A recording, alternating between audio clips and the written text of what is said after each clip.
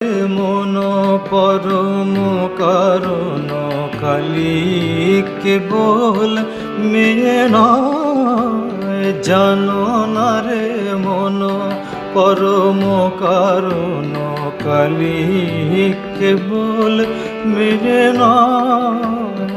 মেঘের বরণ করিয়ে ধারণ কখনো কখনো পুরুষ হয়, জানো না রে মন পরম কারণ কালী কেবল মেয়ে নয়।